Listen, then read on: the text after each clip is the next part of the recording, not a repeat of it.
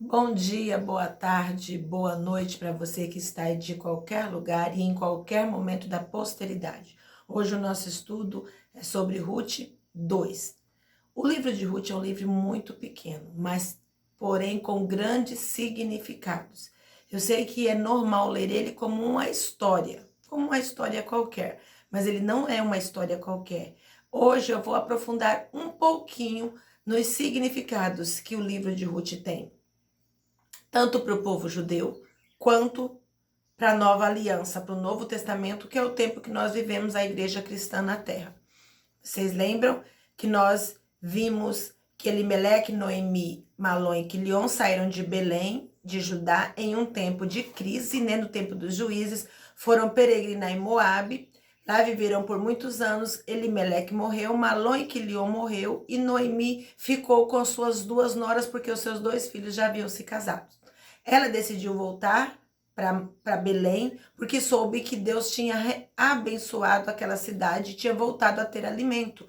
Então ela voltou, as duas noras quiseram voltar, Orfa foi coagida, foi insistida por sua sogra e acabou voltando. Ruth disse: não me instigue, não me obrigue, porque eu vou com você. Onde você dormir, eu vou dormir. Onde seu pé colocar, eu também vou colocar o meu.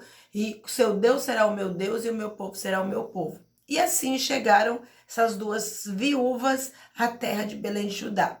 Foram recebidas pelas mulheres daquela cidade, mas eu quero agora já mostrar alguma coisa que não está aqui, mas está nas entrelinhas. Ela já chegou e tinha casa. Por quê? Porque o povo de Israel, a herança deles eram para sempre, não se passava para outro. Quando se passava por dívida, por alguma coisa que alguém comprava, no fim de 50 anos, devolvia aquela terra. Então, a terra de Ruth, de Noemi, sempre seria de Elimeleque. Ele tinha ido embora, mas a posse continuava. Não tinha como nós temos hoje um tomar, o outro vender e nunca mais devolver. Não. Lá o povo de Israel nunca perdia suas posses. Se perdesse por desequilíbrio financeiro, nenhum tempo certo era devolvida para esse povo. Isso está lá nas leis, em Levítico, está em Êxodo, e aí vamos continuar. No capítulo 2, elas já estavam na sua casa e precisavam de comida. Então, Noemi tinha um parente próximo, primo, alguém assim nessa natureza, que tinha muitas terras e muitas posses, e era tempo de colheita. E aí Ruth disse para Noemi: eu vou nessas colheitas que os pessoal estão fazendo respingar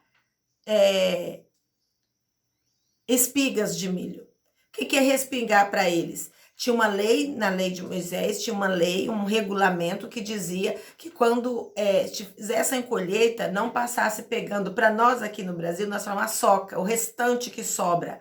Lá não podia, a pessoa colhia a primeira leva e o que caísse, ficasse para trás, tinha que deixar para as pessoas menos favorecidas, pessoas que não tinham conseguido plantar, pobres, tinham algum descontrole financeiro. E Noemi foi nessas colheitas respingar. E acertou de chegar exatamente no campo desse parente, que se chamava Boaz. E começou a trabalhar atrás dos seus segadores, dos seus trabalhadores. Boaz chegou e perguntou para um servo: quem é essa jovem? E o servo disse: ela é a nora de Noemi, esposa de Elimeleque. Ela veio de Moabe, é uma moabita, mas acompanhou e abraçou a nossa fé. Ele chegou até Ruth e disse: ouça, minha filha, não vás respingar no outro campo, não te afaste daqui, mas fica na companhia das minhas servas. Observe o terreno que os homens estão ceifando, vai atrás dele. Se tiver sede, pode tomar da minha água. E depois nós vemos que lá em outro versículo, ele chamou ela para almoçar. Então ela não tinha levado comida e ele chamou. Então já mostrou uma disposição de ajudar ela.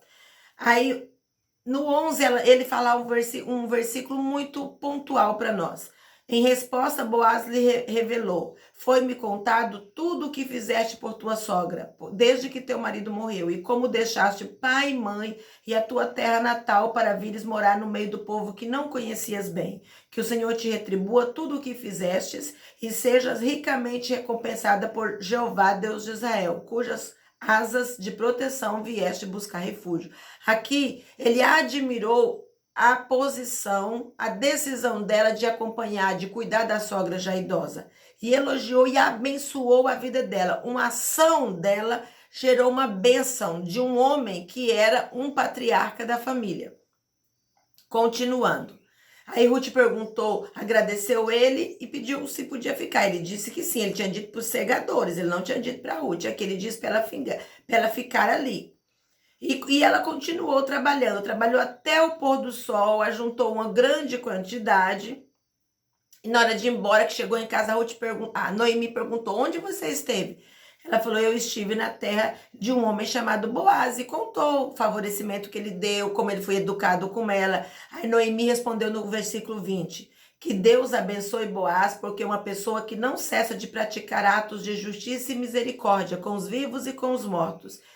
Esse homem é o nosso parente próximo, um dos que tem sobre nós o direito de resgate. Aqui entra algo especial. Na lei de Moisés, na lei que Deus deu para o povo no Sinai, dizia que se o marido morresse, um irmão tinha que casar com a viúva. Enquanto tivesse irmão naquela família, mesmo que ele fosse casado. Aí, quando os irmãos morressem, não tivesse mais ninguém na família e ficasse viúva, algum parente próximo poderia servir como resgatador, como tirar aquela pessoa do sofrimento. Nós vivíamos aqui numa cultura que mulheres não trabalhavam, então não tinha como se sustentar. E Boaz era um dos parentes próximos que podia fazer esse resgate daquela família. O que é esse resgate?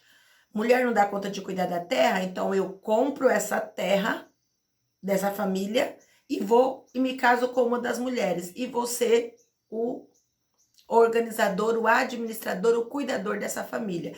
E Boaz era um dos resgatadores. Aqui, a simbologia para nós é Jesus como nosso irmão mais velho, que nos resgata do poder do pecado. A quem estava numa situação dessa, estava endividada, estava na mão de alguém, estava sob o domínio de alguém, escravizado por alguém. E um parente resgatava para aquela terra não ficar nas mãos de outras pessoas, ficar no meio da família, daquela tribo, porque Deus determinou assim que as terras não passassem de tribos para tribos. Então aqui nós vemos Boaz como um dos principais resgatadores. E a Bíblia diz no 22 que ela continuou trabalhando e cegando ali. Noemi disse para ela continuar ali porque esse homem era um homem muito bom. E Ruth permaneceu entre as servas de Boaz, o 23, para catar espigas até que se encerrou a temporada das colheitas de cevada e de trigo. Veja que ela fez uma colheita, aí chegou a época de colher outro tipo de produção agrícola, ela continuou ali e continuou morando com a sua sogra. Não sabemos quantos anos. Mas por hoje você fica com esse entendimento para amanhã você acabar de entender qual é o significado desse resgate. Para eles era resgate de propriedade, de casamento, de vida. Para nós, cristãos, é resgate do pecado. Nós temos um irmão mais velho que veio e nos resgatou da mão de Satanás.